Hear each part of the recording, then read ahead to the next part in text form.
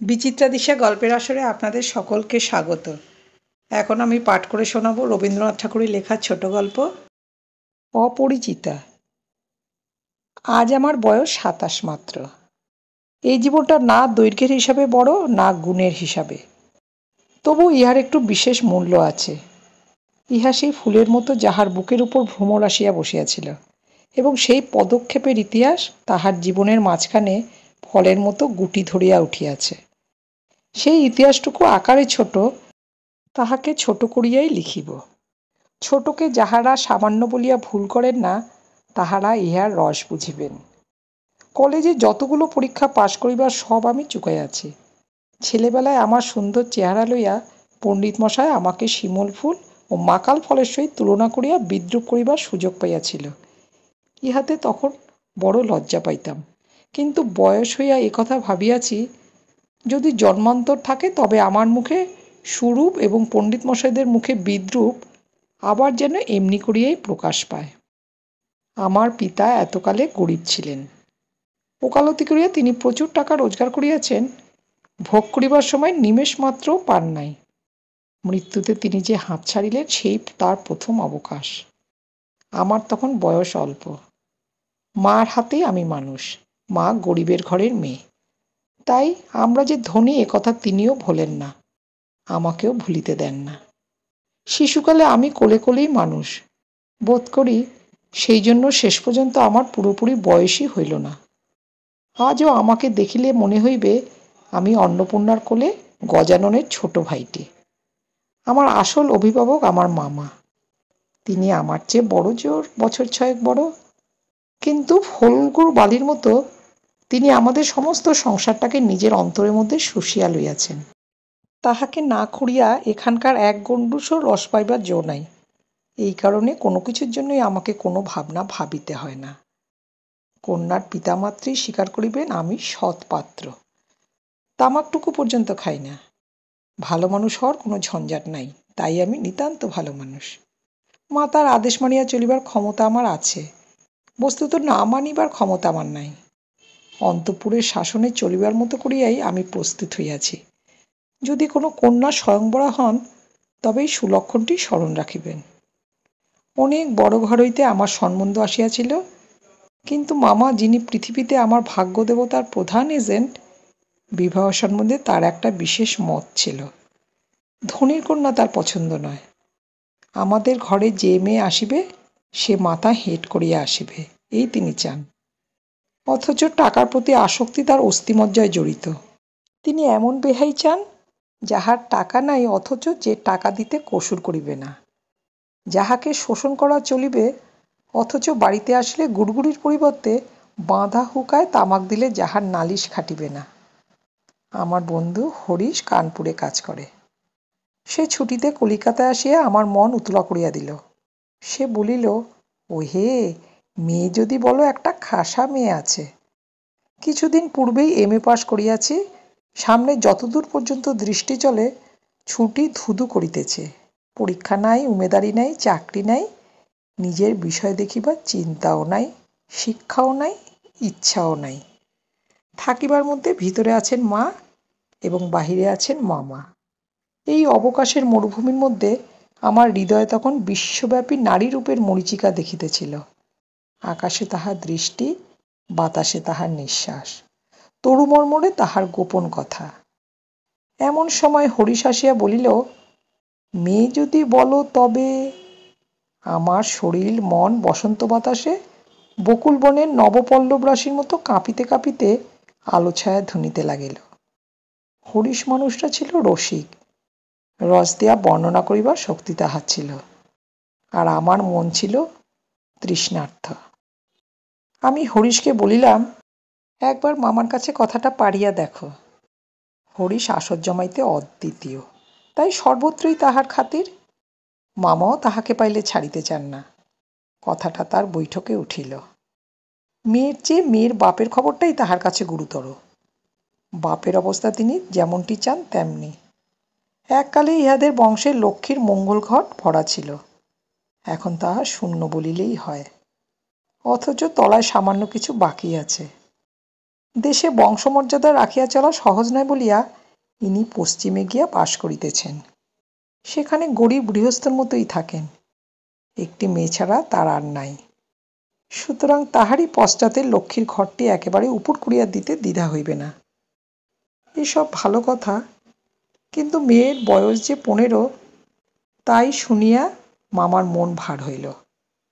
বংশে তো কোনো দোষ নাই। না, দোষ নাই। বাপ কোথাও তাহার মেয়ের যোগ্য বর খুঁজিয়া পান না। একে তো বরের হাট মহার্ঘ, তাহার পরে ধনুক ভাঙা পণ। কাজে বাপ কেবলই সবুর করিতেছেন, কিন্তু মেয়ের বয়স সবুর করিতেছে না। যাই হোক, হরিশের সরস রসনার গুণ আছে। মামার মন নরম হইল। বিবাহের ভূমিকা অংশটা নির্বিঘ্নে সমাধা হইয়া গেল। কলিকাতার বাইরে বাকি যে পৃথিবীটা আছে, সমস্তটাকেই মামা আন্দামান দ্বীপের অন্তর্গত বলিয়া জানেন। জীবনে একবার বিশেষ কাজে তিনি কোন্নগর পর্যন্ত গিয়াছিলেন। মামা যদি মনু হইতেন, তবে তিনি হাবড়ার পুল বার হওয়াটাকে তাহার সংহিতায় একেবারে নিষেধ করিয়া দিতেন। মনের মধ্যে ইচ্ছা ছিল নিজের চোখে মেয়ে দেখিয়া আসিব। সাহস করিয়া প্রস্তাব করিতে পারিলাম না। কন্যাকে আশীর্বাদ করিবার জন্য যাহাকে পাঠানো হইল, সে আমাদের বিনু দাদা, আমার পিস্তুত ভাই। তাহার মত, রুচি এবং দক্ষতার পরে আমি 16 আনা নির্ভর করিতে পারি। বিনুদা ফিরিয়া আসিয়া বলিলেন, মন্দ নয় হে, খাঁটি সোনা বটে। বিনুদাদার ভাষাটা অত্যন্ত আঁট। যেখানে আমরা বলি চমৎকার, সেখানে তিনি বলেন চলনসই। অতএব বুঝিলাম আমার ভাগ্যে প্রজাপতির সঙ্গে পঞ্চস্বরের কোনো বিরোধ নাই।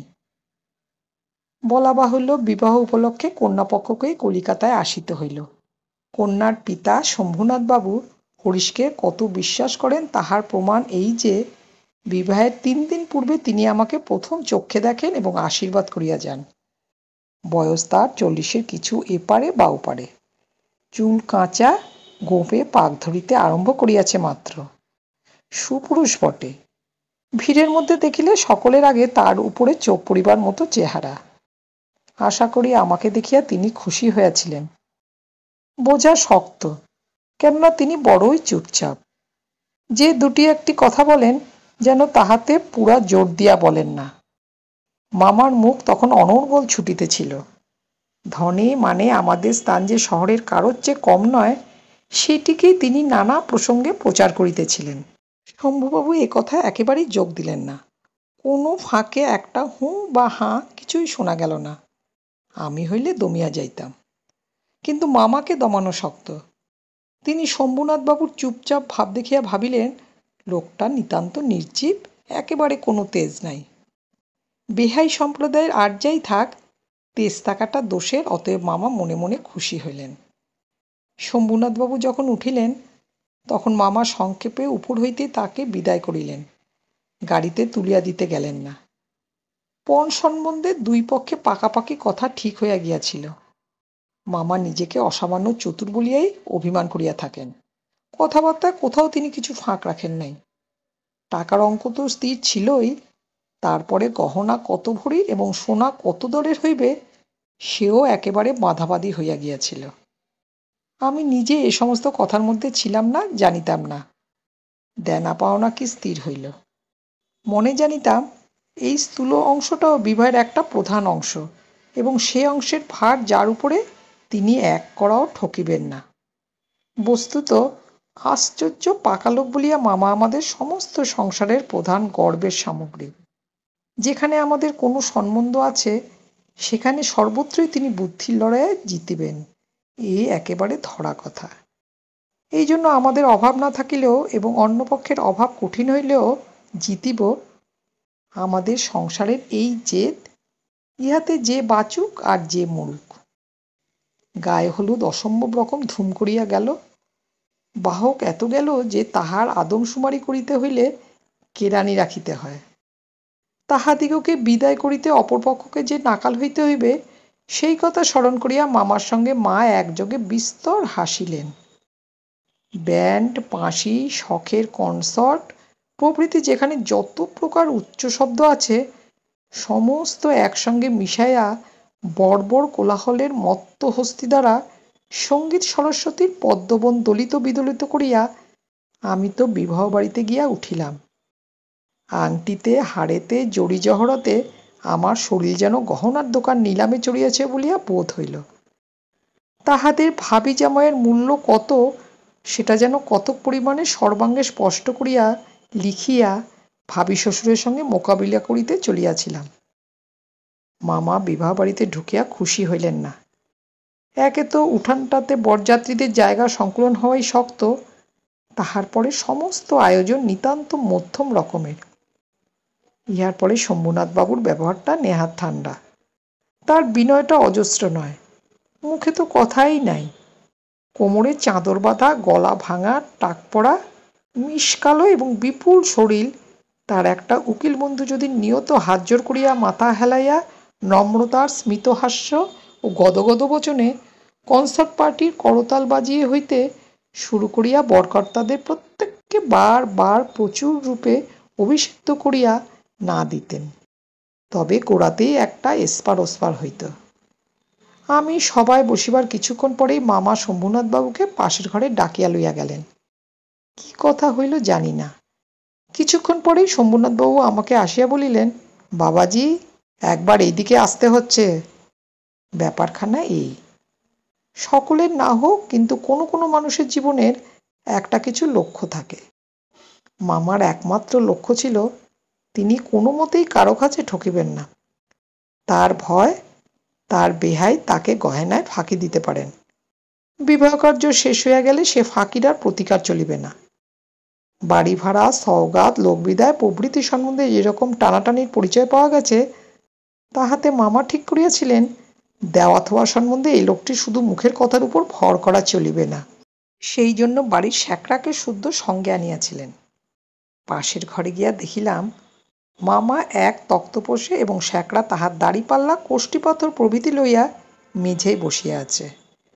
শম্ভুনাথবাবু আমাকে বলিলেন, তোমার মামা বলিতেছেন বিবাহের কাজ শুরু হইবার আগেই তিনি কনের সমস্ত গহনা যাচাই করিয়া দেখিবেন। ইহাতে তুমি কি বলো? আমি মাথা হেঁট করিয়া চুপ করিয়া রহিলাম। মামা বলিলেন, ও আবার কি বলিবে? আমি যা বলিব তাই হইবে। শম্ভুনাথবাবু আমার দিকে চাহিয়া কহিলেন, সেই কথাই তবে ঠিক? উনি যা বলিবেন তাই হইবে? এ সম্বন্ধে তোমার কিছুই বলিবার নাই? আমি একটু ঘাড় নাড়ার ইঙ্গিতে জানাইলাম, এসব কথায় আমার সম্পূর্ণ অনধিকার। আচ্ছা তবে বসো, মেয়ের গা হইতে সমস্ত গহনা খুলিয়া আনিতেছি। এই বলিয়া তিনি উঠিলেন। মামা বলিলেন, অনুপম এখানে কি করিবে? ও সবাই গিয়া বসুক। শম্ভুনাথ বলিলেন, না সবাই নয়, এখানেই বসিতে হইবে। কিছুক্ষণ পরে তিনি একখানা গামছায় বাঁধা গহনা আনিয়া তক্তপোষের উপর মেলিয়া ধরিলেন। সমস্তই তাহার পিতামহীদের আমলের গহনা, হাল ফ্যাশনের সূক্ষ্ম কাজ নয়, যেমন মোটা তেমনই ভারী। শ্যাকরা গহনা হাতে তুলিয়া লইয়া বলিল, এ আর কি দেখিব, ইহাতে খাদ নাই, এমন সোনা এখনকার দিনে ব্যবহারই হয় না। এই বলিয়া সে মকুর মুখা মোটা একখানা বালা একটু চাপ দিয়া দেখাইল, তাহা বাকিয়া যায়। মামা তখনই তার নোট বইয়ে গহনাগুলির ফর্দ টুকিয়া লইলেন। পাছে যাহা দেখানো হইল তাহার কোনোটা কম পড়ে। হিসাব করিয়া দেখিলেন গহনা যে পরিমাণ দিবার কথা, এগুলি সংখ্যায়, দরে এবং ভারে তার অনেক বেশি। গহনাগুলির মধ্যে একজোড়া ইয়ারিং ছিল। শম্ভুনাথ সেইটি শ্যাকরার হাতে দিয়া বলিলেন, এইটি একবার পরোক্ষ করিয়া দেখো। শ্যাকরা কহিল, ইহা বিলাতি মাল, ইহাতে সোনার ভাগ সামান্যই আছে। শম্ভুবাবু ইয়ারিং জোড়া মামার হাতে দিয়া বলিলেন, এটা আপনারাই রাখিয়া দিন। মামা সেটা হাতে লইয়া দেখিলেন এই ইয়ারিং দিয়াই কন্যাকে তাহারা আশীর্বাদ করিয়াছিলেন। মামার মুখ লাল হইয়া উঠিল। দরিদ্র তাহাকে ঠকাতে চাইবে, কিন্তু তিনি ঠকিবেন না। এই আনন্দ সম্ভোগ হইতে বঞ্চিত হইলেন এবং তাহার উপরেও কিছু উপরি পাওনা জুটিল। অত্যন্ত মুখ ভার করিয়া বলিলেন, অনুপম, যাও তুমি সবাই গিয়ে বসোগে। শম্ভুনাথবাবু বলিলেন, না, এখন সবাই বসিতে হইবে না, চলুন আগে আপনাদের খাওয়াইয়া দিই। মামা বলিলেন, সে কি কথা, লগ্ন? শম্ভুনাথবাবু বলিলেন, সেজন্য কিছু ভাবিবেন না, এখন উঠুন। লোকটি নেহাত ভালো মানুষ ধরনের, কিন্তু ভেতরে বেশ একটু জোর আছিয়া বলিয়া বোধ হইল। মামাকে উঠিতে হইল। বরযাত্রীদেরও আহার হইয়া গেল। আয়োজনের আড়ম্বর ছিল না, কিন্তু রান্না ভালো এবং সমস্ত বেশ পরিষ্কার পরিচ্ছন্ন বলিয়া সকলেরই তৃপ্তি হইল। বরযাত্রীদের খাওয়া শেষ হইলে শম্ভুনাথবাবু আমাকে খাইতে বলিলেন। মামা বলিলেন, সে কি কথা, বিবাহের পূর্বে বর খাইবে কেমন করিয়া? এ সম্বন্ধে মামার কোনো মতপ্রকাশকে তিনি সম্পূর্ণ উপেক্ষা করিয়া আমার দিকে চাহিয়া বলিলেন, তুমি কি বলো, বসিয়া যাইতে দোষ কিছু আছে? মূর্তিমতী মাতৃ আজ্ঞা স্বরূপে মামা উপস্থিত, তার বিরুদ্ধে চলা আমার পক্ষে অসম্ভব। আমি আহারে বসিতে পারিলাম না। তখন শম্ভুনাথবাবু মামাকে বলিলেন, আপনাদিগকে অনেক কষ্ট দিয়াছি। আমরা ধনী নই, আপনাদের যোগ্য আয়োজন করিতে পারি নাই, ক্ষমা করিবেন। রাত হইয়া গেছে, আর আপনাদের কষ্ট বাড়াইতে ইচ্ছা করি না। এখন তবে? মামা বলিলেন, তা সবাই চলুন, আমরা তো প্রস্তুত আছি। শম্ভুনাথ বলিলেন, তবে আপনাদের গাড়ি বলিয়া দিই? মামা আশ্চর্য হইয়া বলিলেন, ঠাট্টা করিতেছেন নাকি? শম্ভুনাথ কহিলেন, ঠাট্টা তো আপনিই করিয়া সারিয়াছেন। ঠাট্টার সম্পর্কটাকে স্থায়ী করিবার ইচ্ছা আমার নাই। মামা দুই চোখ এত বড় করিয়া মেলিয়া অবাক হইয়া রহিলেন। শম্ভুনাথ কহিলেন, আমার কন্যার গহনা আমি চুরি করিব, এ কথা যারা মনে করে তাদের হাতে আমি কন্যা দিতে পারি না। আমাকে একটি কথাও বলাও তিনি আবশ্যক বোধ করিলেন না, কারণ প্রমাণ হইয়া গেছে আমি কেহই নই। তারপরে যা হইল সে আমি বলিতে ইচ্ছা করি না। ঝাল লণ্ঠন ভাঙিয়া চুরিয়া জিনিসপত্র লণ্ডভণ্ড করিয়া বরযাত্রীর দল দক্ষযজ্ঞের পালাস সারিয়া বাইর হইয়া গেল। বাড়ি ফিরিবার সময় ব্যান্ড, রসনচৌকি ও কনসার্ট একসঙ্গে বাজিল না, এবং অভ্রের ঝাড়গুলো আকাশের তারার উপর আপনাদের কর্তব্যের বরাত দিয়া কোথায় যে মহানির্বাণ লাভ করিল সন্ধান পাওয়া গেল না। বাড়ির সকলে তো রাগিয়া আগুন। কন্যার পিতার এত গুমর, কলি যে চার পোয়া হয়ে আসিল। সকলে বলিল, দেখি মেয়ের বিয়ে দেন কেমন করিয়া। কিন্তু মেয়ের বিয়ে হইবে না এ ভয় যার মনে নেই, তার শাস্তির উপায় কি? সমস্ত বাংলাদেশের মধ্যে আমি একমাত্র পুরুষ যাহাকে কন্যার বাপ বিবাহের আসর হইতে নিজে ফিরাইয়া দিয়াছে।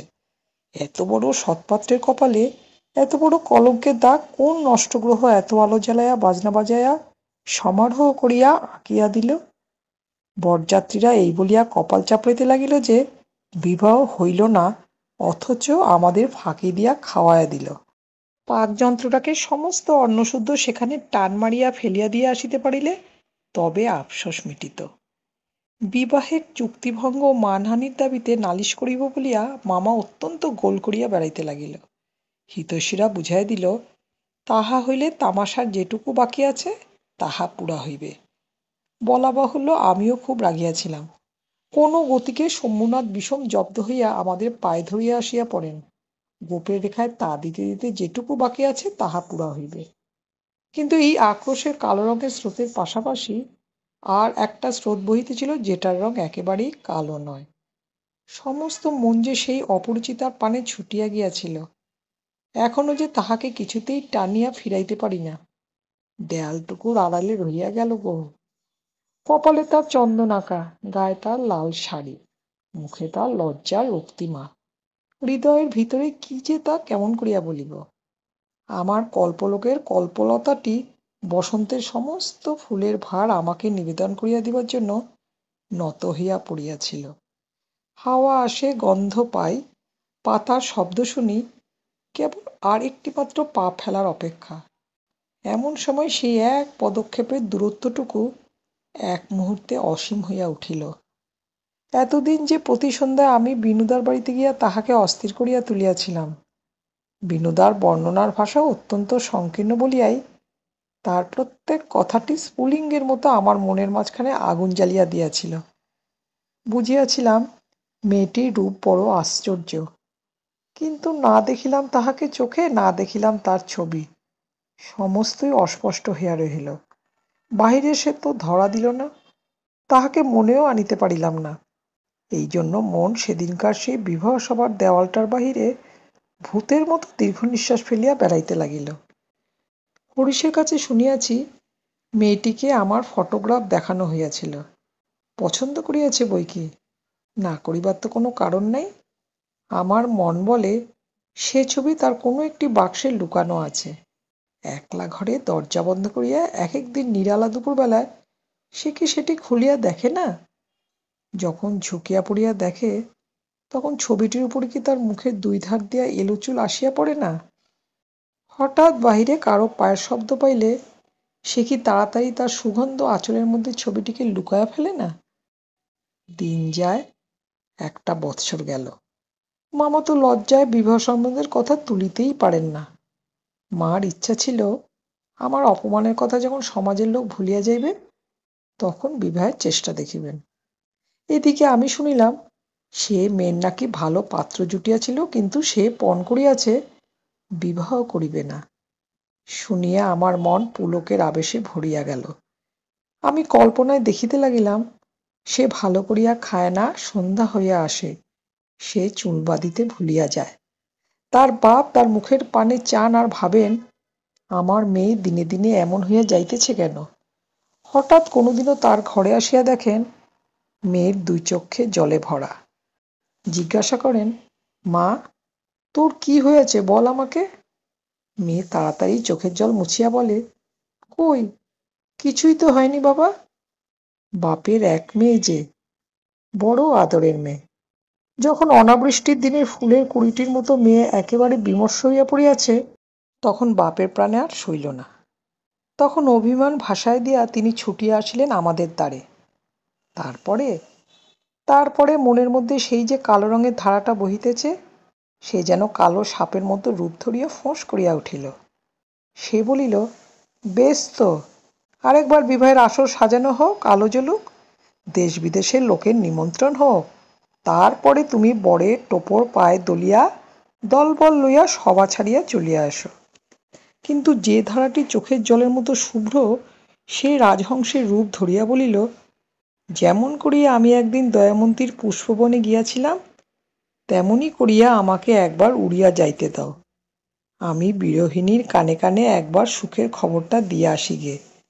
তারপরে তারপরে দুঃখে রাত পোহাইল, নববর্ষার জল পড়িল, ম্লান ফুলটি মুখ তুলিল। এবারে সেই দেয়ালটার বাহিরে রইল সমস্ত পৃথিবীর আর সবাই, আর ভেতরে প্রবেশ করিল একটি মাত্র মানুষ।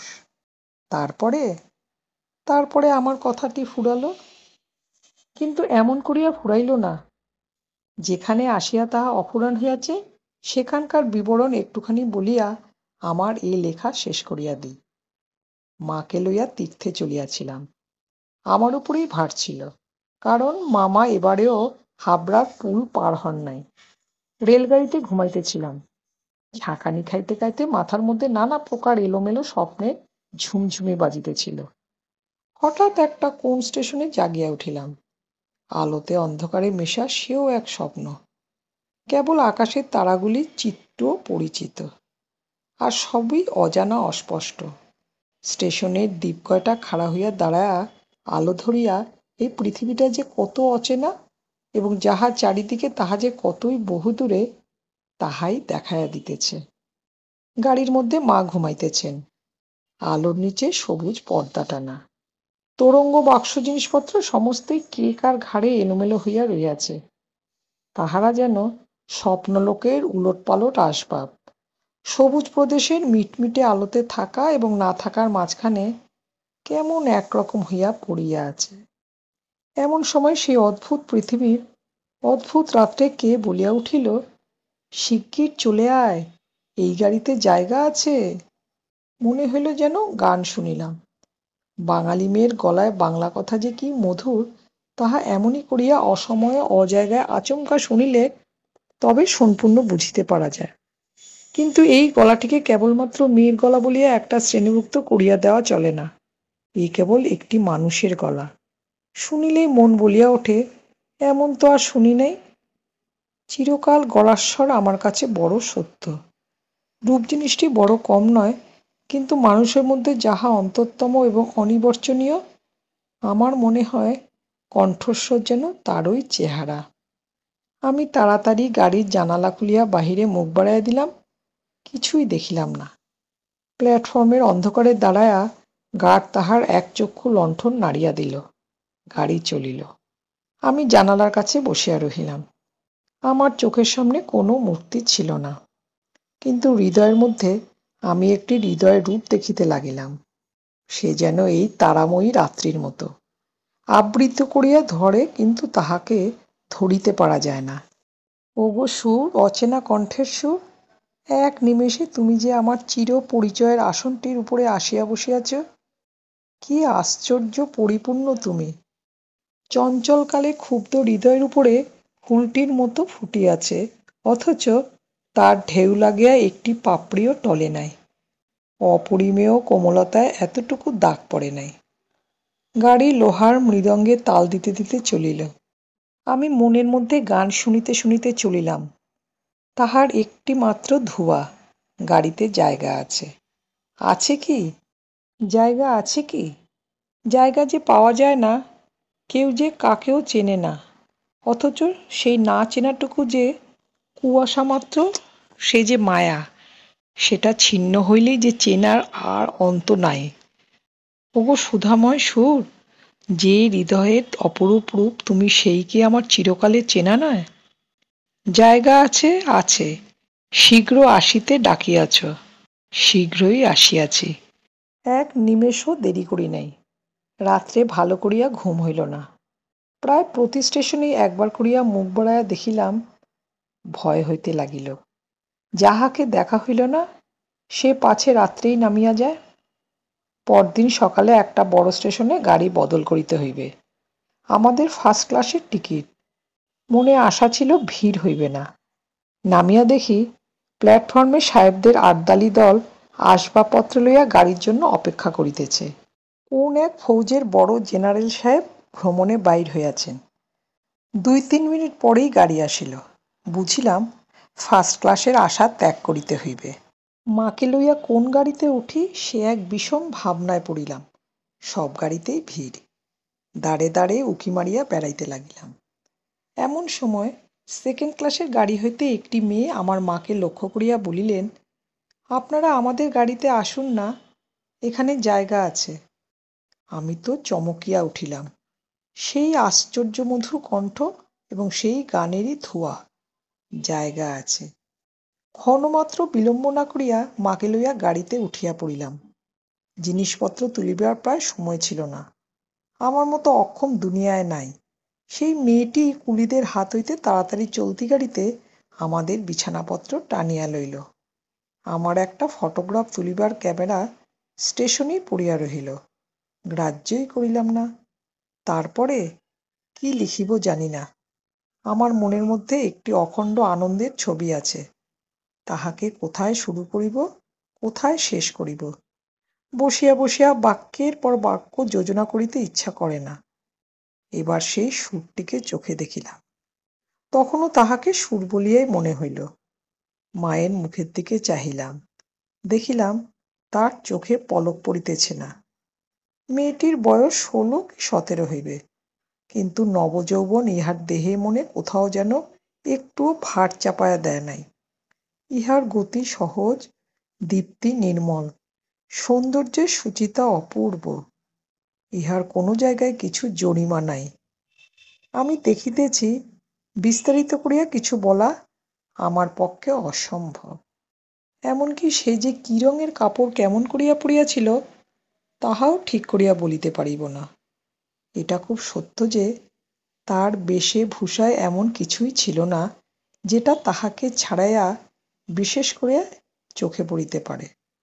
সে নিজের চারিদিকে সকলের চেয়ে অধিক রজনীগন্ধার শুভ্র মঞ্জরীর মতো সরল বৃন্তটির উপরে দাঁড়াইয়া যে গাছে ফুটিয়াছে, সে গাছকে সে একেবারে অতিক্রম করিয়া উঠিয়াছে। সঙ্গে 2-3টি ছোট ছোট মেয়ে ছিল। তাহাদিগকে লইয়া তাহার হাসি এবং কথার আর অন্ত ছিল না। আমি হাতে একখানা বই লইয়া সেদিকে কান পাতিয়া রাখিয়াছিলাম। যেটুকু কানে আসিতেছিল সে তো সমস্তই ছেলে মানুষদের সঙ্গে ছেলেমানুষি কথা। তাহার বিশেষত্ব এই যে তাহার মধ্যে বয়সের তফাৎ কিছুমাত্র ছিল না। ছোটদের সঙ্গে সে অনায়াস এবং আনন্দে ছোট হইয়া গিয়াছিল। সঙ্গে কতকগুলি ছবিওয়ালা ছেলেদের গল্পের বই, তাহারই কোন একটা বিশেষ গল্প শোনাবার জন্য মেয়েরা তাকে ধরিয়া পড়িল। এ গল্প নিশ্চয়ই তারা ২০-২৫ বার শুনিয়াছে। মেয়েদের কেন যে এত আগ্রহ তাহা বুঝিলাম। সেই সুধাকণ্ঠের সোনার কাঠিতে সকল কথা যে শোনা হইয়া ওঠে। মেয়েটির সমস্ত শরীর মন যে একেবারে প্রাণে ভরা, তার সমস্ত চলায় বলায় স্পর্শে প্রাণ ঠিকরিয়া ওঠে। তাই মেয়েরা যখন তার মুখে গল্প শোনে, তখন গল্প নয়, তাহাকেই শোনে। তাহাদের হৃদয়ের উপর প্রাণের ঝর্ণা ঝরিয়া পড়ে। তার সেই উদ্ভাসিত প্রাণ আমার সেদিনকার সমস্ত সূর্যকিরণকে সজীব করিয়া তুলিল। আমার মনে হইল, আমাকে যে প্রকৃতি তাহার আকাশ দিয়া বেষ্টন করিয়াছে, সে ওই তরুণীরই অক্লান্ত অম্লান প্রাণের বিশ্বব্যাপী বিস্তার। পরের স্টেশনে পৌঁছিতেই খাবারওয়ালাকে ডাকিয়া সে খুব খানিকটা চানামুট কিনিয়া লইল এবং মেয়েদের সঙ্গে মিলিয়া নিতান্ত ছেলেমানুষের মতো করিয়া কলহাস্য করিতে করিতে অসংকোচে খাইতে লাগিল। আমার প্রকৃতি যে জাল দিয়ে বেড়া। আমি কেন বেশ সহজে হাসিমুখে মেয়েটির কাছে এই চানা এক মুঠা চাইয়া লইতে পারিলাম না? হাত বাড়াইয়া দিয়া কেন আমার লোভ স্বীকার করিলাম না? মা ভালো লাগা এবং মন্দ লাগার মধ্যে দোনমনা হইয়াছিলেন। গাড়িতে আমি পুরুষ মানুষ, তবু ইহার কিছুমাত্র সংকোচ নাই। বিশেষত এমন লোভীর মতো খাইতেছে, সেটা ঠিক তার পছন্দ হইতেছিল না। অথচ ইহাদের বেহা বলিয়াও তার ভ্রম হয় নাই।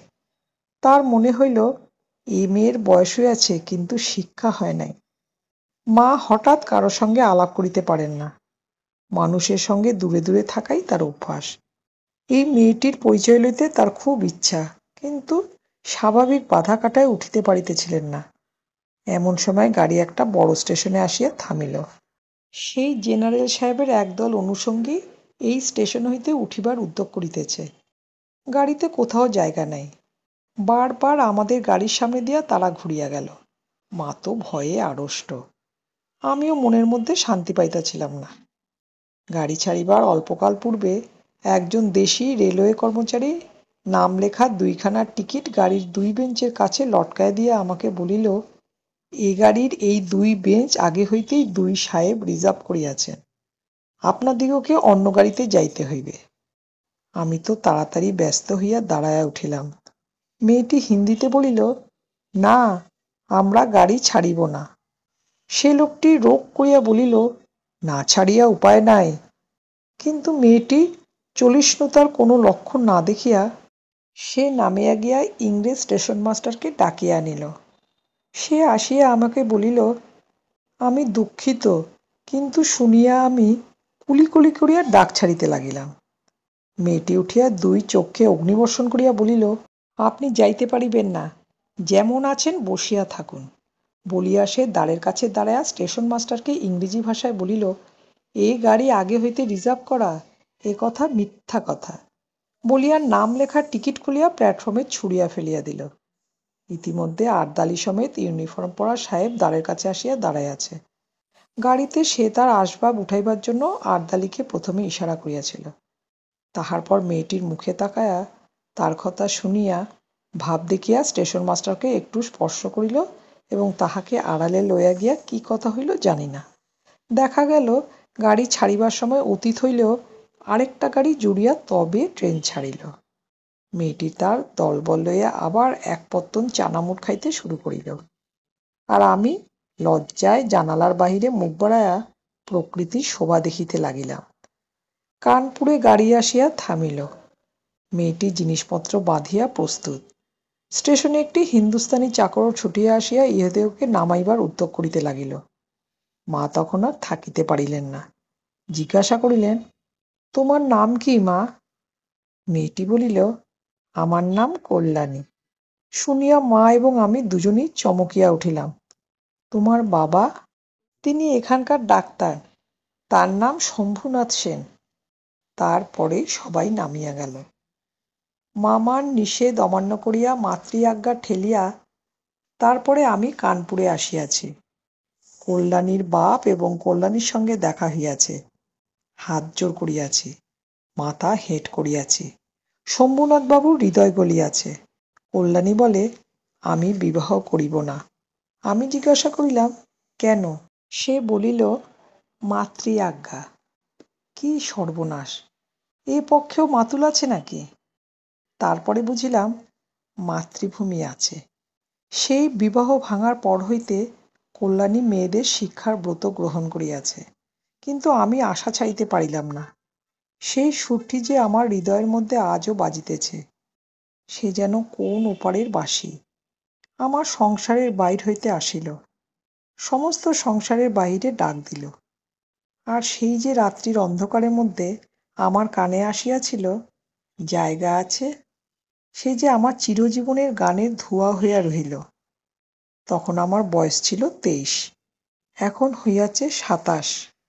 এখনো আশা ছাড়ি নাই, কিন্তু মাতুলকে ছাড়িয়াছি। নিতান্ত এক ছেলে বলিয়া মা আমাকে ছাড়িতে পারেন নাই। তোমরা মনে করিতেছ আমি বিবাহের আশা করি? না, কোনো কালেই না। আমার মনে আছে কেবল সেই এক রাত্রির অজানা কণ্ঠের মধুর সুরের আশা। জায়গা আছে, নিশ্চয়ই আছে, নইলে দাঁড়াবো কোথায়?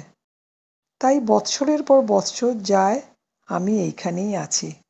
দেখা হয়, সেই কণ্ঠ শুনি, যখন সুবিধা পাই কিছু তার কাজ করে দিই। আর মন বলে, এই তো জায়গা পাইয়াছি। ওগো অপরিচিতা, তোমার পরিচয়ের শেষ হইল না, শেষ হইবে না। কিন্তু ভাগ্য আমার ভালো, এই তো আমি জায়গা পাইয়াছি।